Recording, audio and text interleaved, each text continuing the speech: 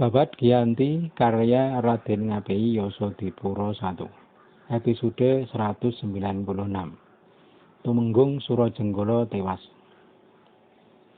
Di markas Gunung Gampir, Istimolor sudah melaksanakan perintah Mayor Ubrus dengan memerintahkan Kapten Sel untuk bergerak ke timur menuju Tanah Pajang. Sebagai pasukan garis depan disertakan 80 Dragonder, 60 serdadu darat, dan 200 serdadu Bugis Bali. Satu Tumenggung menyertai pasukan Kumeni, yakni pasukan Tumenggung Surajenggala. Ada 16 mantri yang merupakan mantri gabungan dari beberapa wilayah. Jumlah prajurit seluruhnya ada 3.000. Sementara itu yang sedang enak-enak berbaris di Gunung Wujil, Pangeran Mangkunagara berkeinginan tamasya ke Jimbung. Seorang punggawa, Tumenggung Suromangunjaya, diperintahkan membuat markas di Jimbung.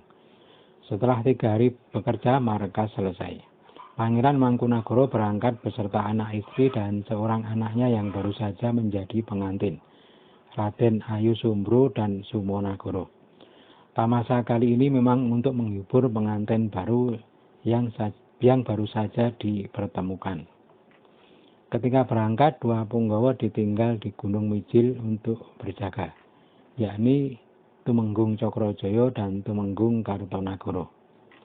Perjalanan Pangeran Mangkunagara sampai di Sumorejo, rencananya akan menginap semalam. Baru saja melepas perlengkapan kuda dan berganti baju, mendadak kedatangan serombongan orang.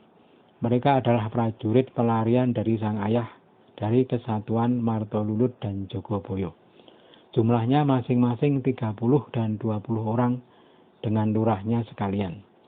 Setelah diterima digabungkan ke Kesatuan Nirbito. Pangeran sangat suka hati dan mengharap karya mereka dalam perang, karena selama ini telah terbukti kemampuan mereka sebagai prajurit Sunan Kabanaran. Baru saja Pangeran Mangkunagara menerima prajurit baru, mendadak datang Tumenggung Suromangunjaya dikejar pasukan Kompeni. Tumenggung tak mampu melawan pasukan Kompeni sehingga lari mengadu kepada tuannya. Sampai di sebelah barat Sungai Sumorejo, Tumenggung Suromangunjaya berbelok. Markas Sumorejo dihujani tembakan oleh Kompeni. Orang-orang di dalam markas geger. Mereka tak mengira musuh datang. Tambur segera ditabuh dan dengan kebingungan para prajurit menahan serangan Kompeni. Para wanita melarikan diri tanpa sempat merapikan pakaian. Mereka menghindar ke timur dan sudah disuruh berlindung di balik pedesaan. Prajurit pelarian yang baru saja direkrut diadu ke medan perang. Pangeran Mangkudiningrat dan Kudonowarso datang membantu. Pangeran Mangkudiningrat menempati sayap kiri dan Kudonowarso menempati sayap kanan. Bagian dada terlihat masih kosong. Prajurit darat bersembunyi di balik alang-alang dan bermaksud menubruk musuh dari samping. Agak lama kedua pasukan saling pandang. Kapten Sel berseru kepada ajudan, "Lihatlah, sungai itu apa terlihat dalam?" Ajudan maju dan memeriksa. Yang utara dan tengah sulit diseberangi, yang selatan terlihat rata. Bayi pun bisa menyeberang. Kapten Sel bertanya kepada Tumenggung Surajenggala, "Hei Surajenggala, berani kau melawan musuh ini?" Berseru Ki Surajenggala, "Saya berani. Itu Pangeran Mangkudiningrat dan Kudonowarso. Pangeran Mangkunagara tidak ada karena tak terlihat."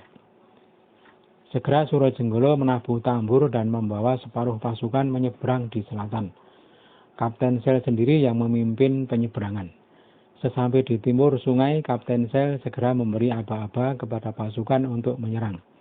Pangeran Mangkudiningrat ditembak sekali langsung hancur barisannya. Pangeran lari ke arah timur dan dikejar sampai jauh. Setelah itu Kapten Sel kembali ke barat hendak memukul barisan Kudonowarso. Pangeran Mangkunagara gugup melihatnya. "Kesini lagi itu musuh."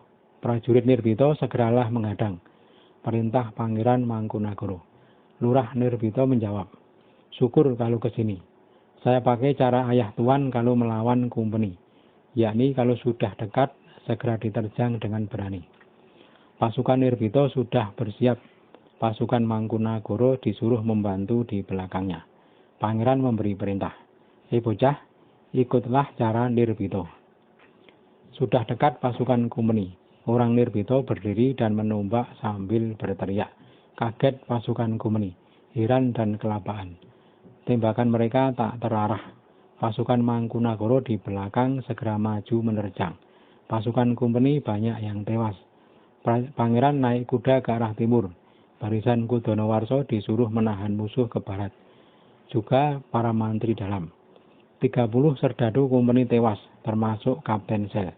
Sisa prajurit lari ke barat menyeberang sungai. Kudonowarso mengejar melalui selatan yang dangkal. Pasukan Surojenggolo ditembaki sekali, langsung bubar. Kudonowarso terus mengejar. Surojenggolo berhasil dibunuh. Pengejaran berlangsung sampai ke Malon hingga berhenti karena kelelahan. Tengah malam pasukan Mangkunagara sampai di markas Barijo kembali. Sedang pasukan Kumeni di Prambanan mundur ke Gunung Gamping. Pangeran Mangkunagara berkehendak masuk ke Mataram sekalian merebut Pagelen dan Kedu. Sesudah rencana matang, segera berangkat dari Barijo menuju Mataram. Banyaknya prajurit seperti lautan tumpah. Sampai di Mataram berbaris di sebelah timur Kabanaran, agak ke barat dari desa Jejeran. Pangeran memerintahkan untuk mengumpulkan orang Mataram. Setiap hari selalu mengganggu barisan Kumeni di Gunung Gamping. Tetapi tidak sampai dekat, karena musuh sangat kuat. Banyak pasukan Bupati pesisir berada di markas Gunung Gamping. Pangeran Mangkunagara bermaksud meluaskan wilayah ke Pagelen. Pangeran Purboyo akan dikembalikan lagi ke Pagelen. Padanya diberikan 100 prajurit bersenjata tombak dan senapan serta 1 bupati untuk mengawal, yakni Tumenggung Pringgoloyo. Sudah berangkat Pangeran Purboyo dan Pringgoloyo dari Mataram. Pangeran Purboyo membawa 100 prajurit Mangkunagaran dengan pimpinan 4 lurah prajurit. 2 lurah Sorogeni bernama Serangpati dan Surengpati. 2 lurah prajurit tombak si Joyo Panetek dan Joyo Penatak. Pasukan Purboyo sudah sampai di Kulon Progo yang waktu itu sedang sepi, karena Arung Binang dan Kapten Market sedang berada di Banyumas menemui Petor Tegal. Baru saja mereka sampai di sana 3 hari yang lalu. Di Banyumas, Tumenggung Arung Binang telah menerima surat dari Mayor Istimolor. Isinya memberitahu bahwa Gunung Gamping dikepung musuh. Mataram telah dipenuhi pasukan Mangkunagaran dan setiap hari terjadi pertempuran. Kapten Sel telah tewas bersama seorang Tumenggung bernama Surojenggolo. Pasukan Kapten Sel yang berperang di Barijo banyak yang tewas, juga para mantri Jawa. Dan juga ada lagi musuh yang mendatangi Pagelen, Pangeran Purboyo yang berbaris di Sangubanyu. Masih panjang isi surat, 2 pembesar sudah pucat mendengarnya. Mangkunagara sekarang sudah berdiri sebagai raja dengan gelar Sunan Hadiprakoso. Sangat berlagak di muka bumi, sewenang-wenang seperti dia sendiri lelaki di jagat ini. Berani mengawali perang. Maka dari itu, saudara 2 Tumenggung sekalian, Anda bersiaplah mengumpulkan pasukan dan segeralah berangkat memukul Pangeran Purboyo di Sangubanyu. Musuh di timur saya yang menghadapi. Masih panjang isi surat. Sekalian juga memberitahu bahwa sekarang sudah pasti Kumeni merengkuh Sunan Kabanaran yang sudah menyatakan sanggup memusnahkan Pangeran Mangkunagara. Maka segeralah saudara bergabung dengan barisan di Gunung Gamping. Mayor Ubrus juga akan segera bergabung segera setelah menemani gubernur menemui Mangkubumi. Demikian isi surat yang panjang dari Mayor Istimolor. Tumenggung Arung Binang dan Kapten Market segera mengerahkan pasukan mendahului berangkat dari Banyumas.